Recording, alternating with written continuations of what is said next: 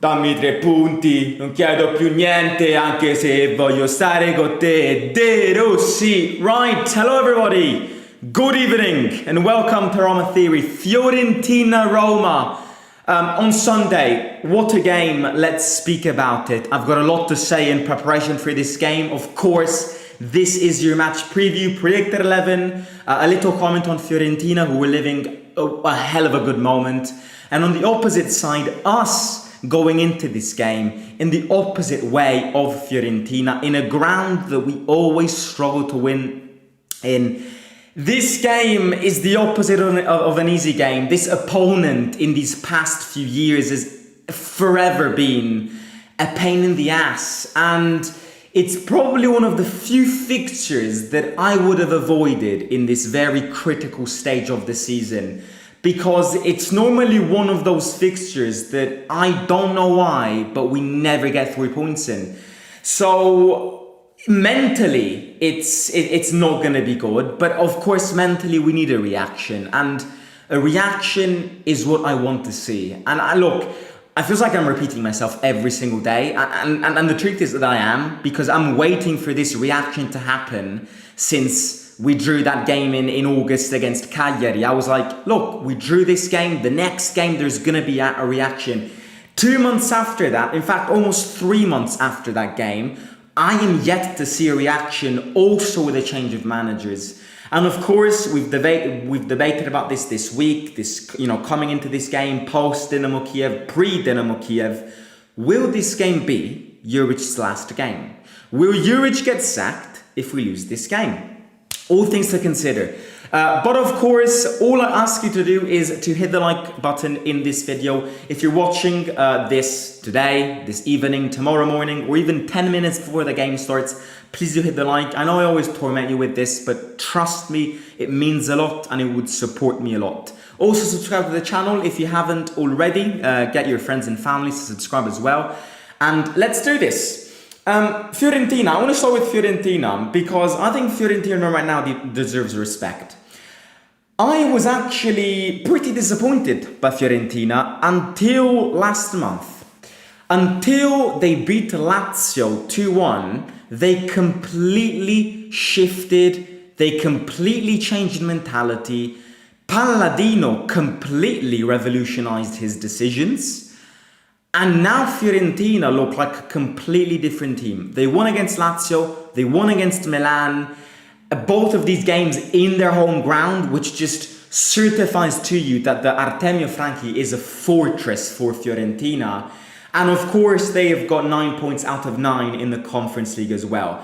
Again, Fiorentina's big step is to win that trophy. You know, they were in the final 2 years ago and lost it against West Ham. They won the final last year and lost it against Olympiacos. If I were a Fiorentina fan, I would really want to take revenge and lift that trophy. I think they can do it. Of course, Chelsea are in the Conference League this season, so it's a bit tougher for them because of the Chelsea team, the quality that Chelsea have. But you never know, football's weird, and I definitely think that if it's not first place favourites, it's second place favourites, and Fiorentina can get to another final easily. But I think they want to step up the game. I think they are bored and tired of always getting 7th and always entering this Conference League loop, which they cannot get out of because they never win it. I think this season, as much as they do want to win that trophy, they want to try and go big.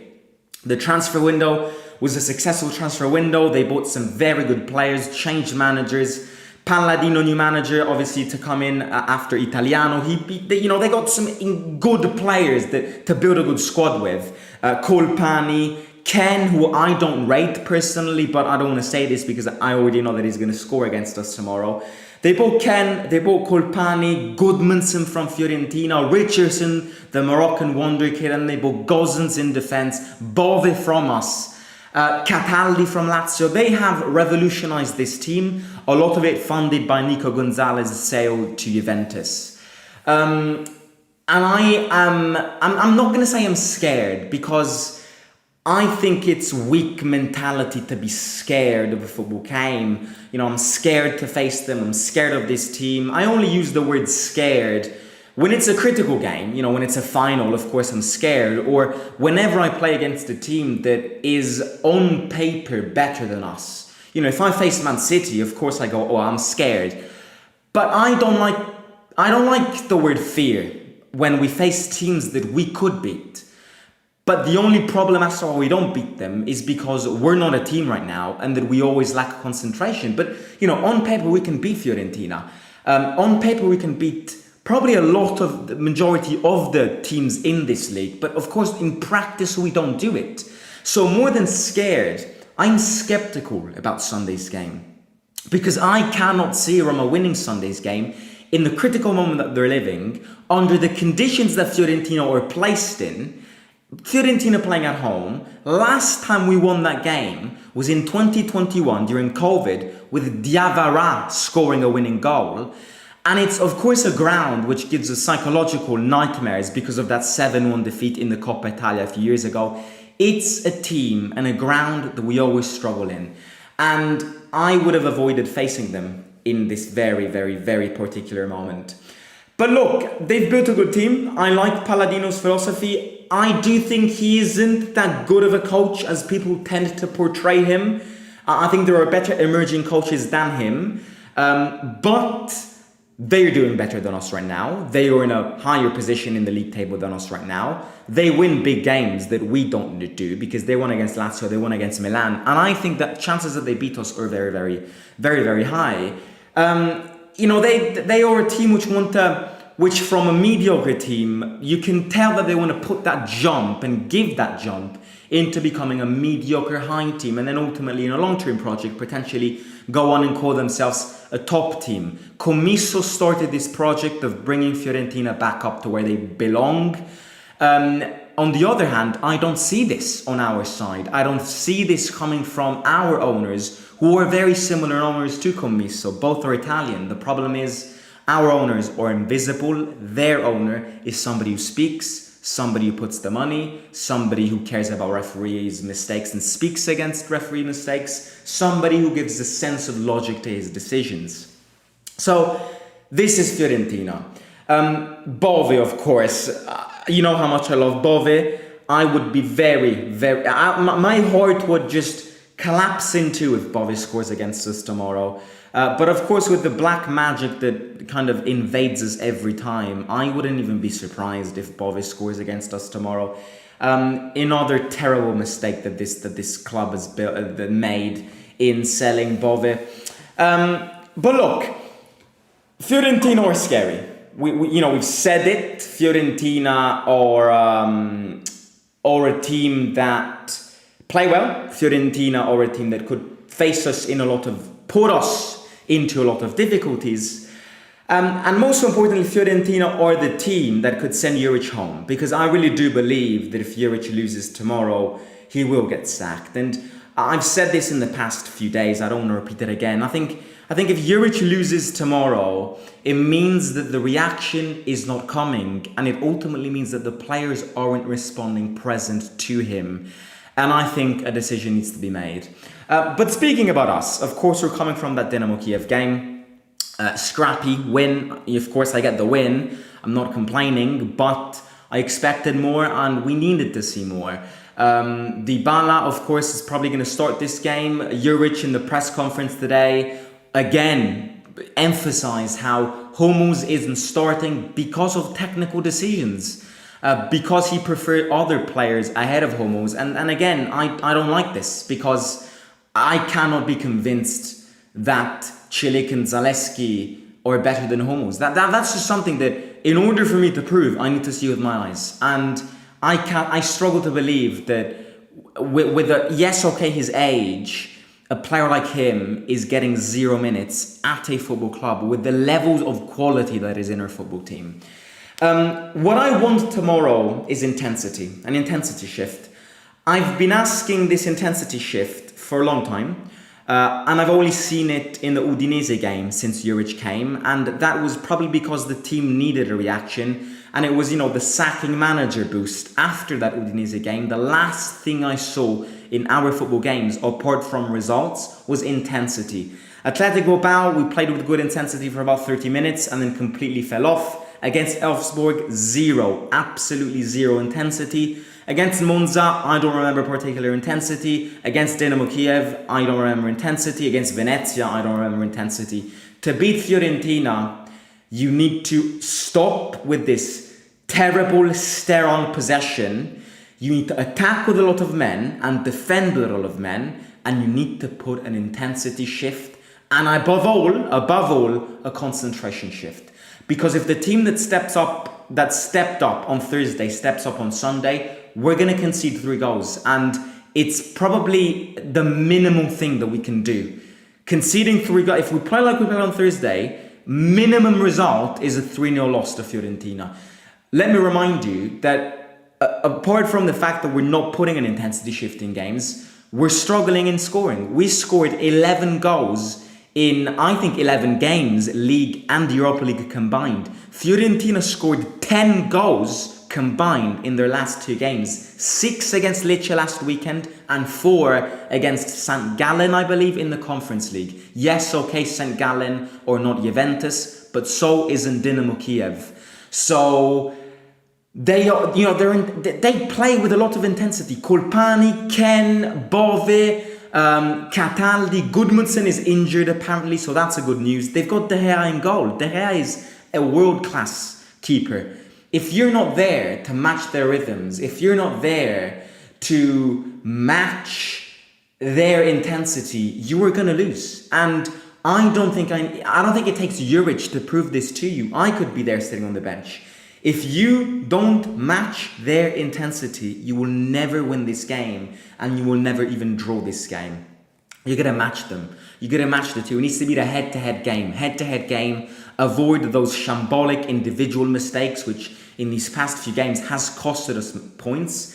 And I am praying for a reaction. I am praying for these players to give us signs that they are alive, to give us signs that they know how to play football, because I am fed up of watching this team play. I am fed up of watching this team play in this certain way, and I am fed up of our manager accepting this mediocrity and accepting that everything at this football club is perfect and that there are no problems, absolutely putting 1,000 filters in front of him. Owners are never here. Situation is a catastrophe. Results aren't coming. And I am forced to hear in press conferences my manager with filters in his face going, everything is fine. The perfect situation. It's a perfect situation. I'm very happy with the players. You can't be happy with your players. And you're the manager. You need to make yourself loud.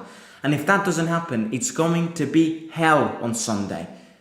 It's going to be hell. It's going to be another 7-1 defeat.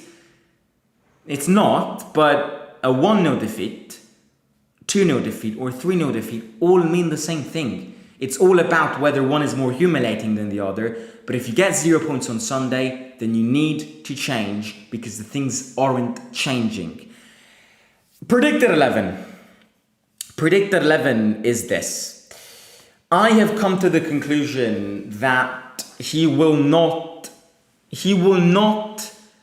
search for new solutions. Svilor in goal, Angelino, Ndika and Mancini, who's coming from a fever in defence. 3-man defence with Angelino at the back. I think it makes no sense when you could put Hummels in that back 3 and put Angelino instead of Zalewski, who is even better at accuracy than Zalewski and better at putting crosses than Zalewski. But this is probably what Juric is going to do. And I would be very surprised if he does anything other than this. 4 in the middle, Cilic on the right, Zalewski on the left, Cristante and Kone in the middle, Pellegrini, Dybala and Dovbyk up front. There is not much that I need to say about this predicted 11. All I can say regarding this predicted 11 is 2 things. Number 1, as I said before, he isn't somebody who changes a lot.